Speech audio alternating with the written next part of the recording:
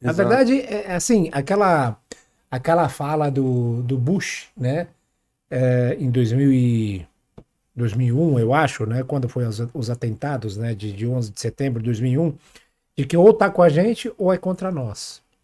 É meio que é dessa maneira que o Ocidente vê os países que não estão aliados à política e o sistema deles.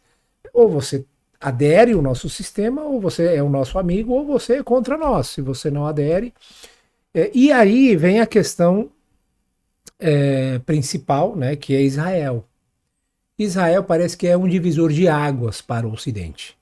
Quem for amigo, quem reconhecer, quem estiver próximo, então a gente também ajuda, a gente é aliado. Quem não tiver, então ele vai ter que suportar as pancadas que a gente vai dar. Nós podemos manipular a mídia, manipular a visão do público, né, Léo?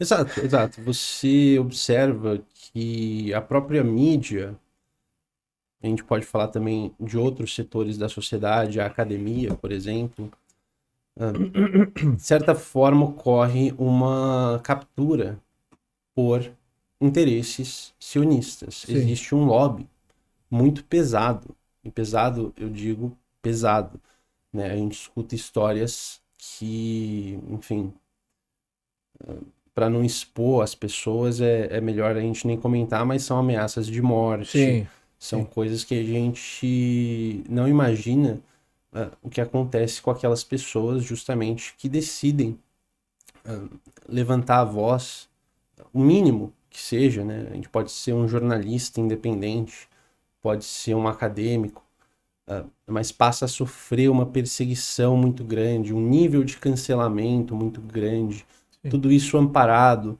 por digamos, aparato discursivo ideológico de justificação à existência do Estado de Israel, e tudo isso, claro, envolve a própria ideia de o povo de Deus, Sim, povo o escolhido, povo povo de escolhido, Deus, como sim, se sim. essa noção ela fosse de alguma forma factual, em primeiro lugar, se a gente for analisar as coisas dessa perspectiva, mas também até de um ponto de vista religioso, eu que não sou uma pessoa religiosa, mas eu imagino que, bom, se você tem uma fé e você tem um outro povo que fala que é o povo de Deus, o povo escolhido por Deus, isso gera um conflito, né? Mas isso, essa ideologia, o que eu quero dizer, ela é o que justifica o Estado de Israel como um Estado judeu.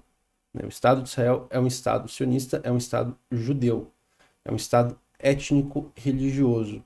E ele adota medidas coloniais para reprimir os povos que estão lá dentro, principalmente os palestinos. A gente viu o genocídio agora na faixa de Gaza.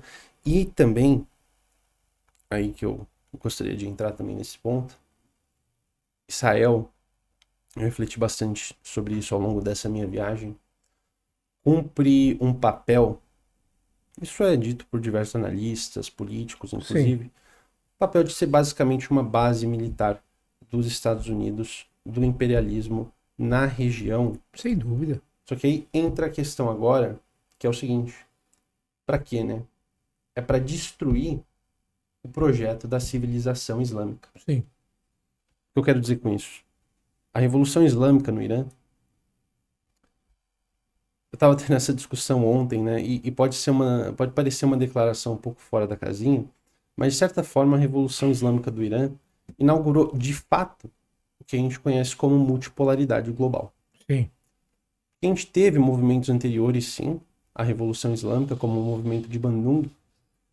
Pode ter alguma coisa concreta que tenha alcançado, mas não a ponto de fundar um país que, enfim, desenvolve um sistema político com base em toda a jurisprudência islâmica, que é algo que eu não tenho conhecimento. Eu gostaria muito de aprofundar o meu conhecimento sobre essas questões, inclusive do funcionamento político do Irã.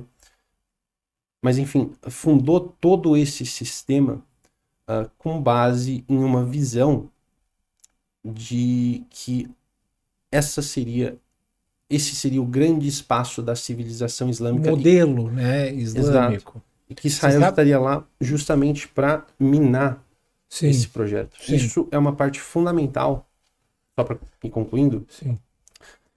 Eu que me interesso, que me formei em pensamento político comparado, essa é a minha formação magistral, me interessa muito o pensamento político dessas figuras mesmo. Todas essas figuras revolucionárias têm um pensamento político. O do Ali Khomeini, fundador da República Islâmica, Ayatollah Ali Khomeini, Imam Khomeini, dizia justamente isso, né? Então, quando a gente vê a verdadeira promessa, nome dessa operação de retaliação do Irã, aí que a gente começa a entender o sentido, talvez, dessa verdadeira promessa. A gente está vendo, diante dos nossos olhos, talvez, os dias finais do Estado de Israel por conta da ideologia da Revolução Islâmica. Sim, o Irã, na verdade, logo no começo da sua fundação, eles levantaram um lema que era Na Sharqi, Na Gharbi, Jomhuriya Islami. Não é Oriente e não é Ocidente. Na verdade, o lema era de um novo modelo de governância para a República Islâmica. Não Oriente, não Ocidente, República Islâmica. O Oriente geralmente era dominado pelo as monarquias, as famílias, né? E na época a União Soviética. Na época a União Soviética, tal. O Ocidente, o capitalismo, enfim, esse modelo que prevalecia.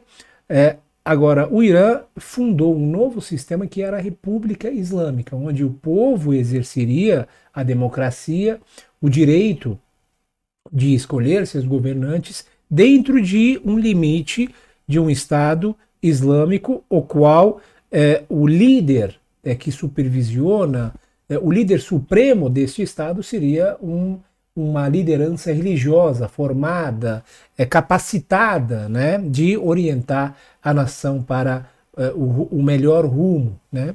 Então, aí eu concordo com você plenamente, né, que o Irã realmente inaugurou este modelo, porque até então não havia outros modelos de governos do mundo. E ao longo desses anos o Irã mostrou que realmente havia condições de sustentar um modelo como este.